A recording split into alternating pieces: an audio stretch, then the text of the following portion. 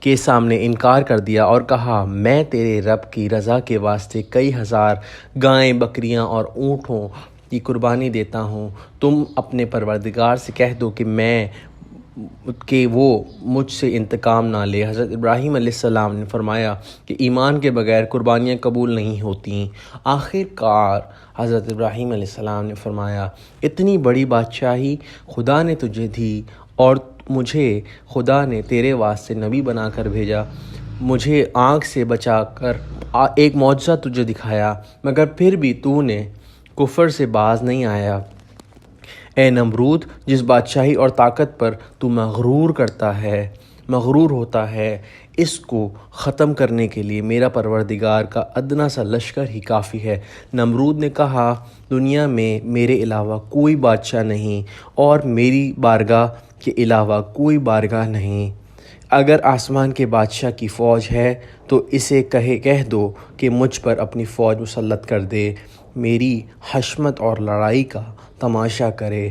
تب حضرت ابراہیم علیہ السلام نے دعا کی کہ دعا کے بعد حضرت جبرائیل علیہ السلام آئے اور کہا نمرود سے کہہ دو کہ ہماری فوج آ رہی ہے، تم تیاری کر لو۔ حضرت ابراہیم علیہ السلام نے نمرود کے سامنے اعلان جنگ کر دیا۔ نمرود نے 3 دن کی مہلت مانگی اور ان دنوں میں اس نے لاکھوں کی فوج اکٹھی کی، طرح طرح کے ہتھیار اکٹھے کیے اور میدان میں جمع ہو گیا۔ چوتھے روز حضرت ابراہیم علیہ السلام تنہا نمرود کی فوج کے سامنے گئے۔ ان لوگوں نے کہا اے ابراہیم، آسمانی فوج کہاں ہے؟ فرمایا اے نمرود، آسمانی فوج پہنچ رہی ہے۔ اتنے میں مچھروں کی فوج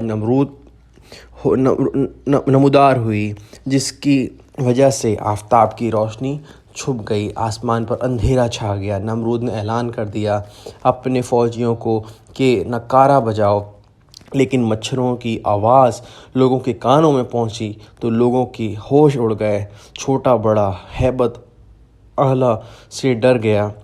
ایک آدمی پر لاکھوں مچھر لپٹ گئے، ایک دم گوشت پوشت خون وغیرہ ختم کر دیا، خالی ہڈیوں کے ڈھانچے رہ گئے، آدمی جانور ہتھیار سب ختم کر دیے۔ نمرود بھاگ کر اپنے محل میں اپنی عورتوں کے پاس جا بیٹھا، لیکن اتنے میں ایک لنگڑا مچھر آیا۔ نمرود نے اپنی عورت کو دیکھا کہ اس جانور نے لشکر کو تباہ کر دیا۔ اس اثنا میں وہ مچھر اس کے ناک میں گھس گیا اور دماغ کو چاٹنا شروع کر دیا۔ نمرود ہتھوڑوں سے خود کو مارتا، محل کے دیواروں سے اپنا سر پیٹتا۔ وہ بادشاہ جس نے خدائی کا دعویٰ کیا تھا، وہ بادشاہ جو ساری دنیا کا بادشاہ تھا، وہ بادشاہ جس نے ساری دنیا پر ظلم ڈھائے تھے، آج اس بادشاہ کا یہ حال تھا کہ جب تک اس کے سر پر جوتے نہ پڑیں اس کو قرار نہیں آتا تھا۔ دربار میں جاتا تو ہر درباری کا یہ معمول بن گیا تھا کہ اس کو اپنے جوتے اٹھا کر اس کو سر پر مارتا، لیکن اس کے بعد مچھر دوبارہ اس کے دماغ کو چاٹنا شروع کر دیتا۔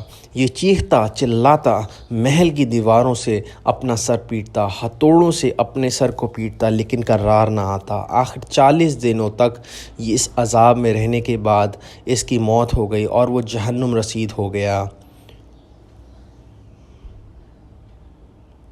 میرے محترم عزیز دوستوں، تاریخ پر اگر نظر دوڑائی جائے تو جن بادشاہوں نے، جن لوگوں نے، جن مغروروں نے اپنی طاقت میں مست ہو کر جن لوگوں نے اللہ تعالیٰ کو للکارا، ان کا انجام فرعون، نمرود جیسا ہوا ہے۔ اللہ پاک ہم سب کو پر اپنا خصوصی رحم فرمائے۔ جزاک اللہ خیر۔ السلام علیکم ورحمۃ اللہ۔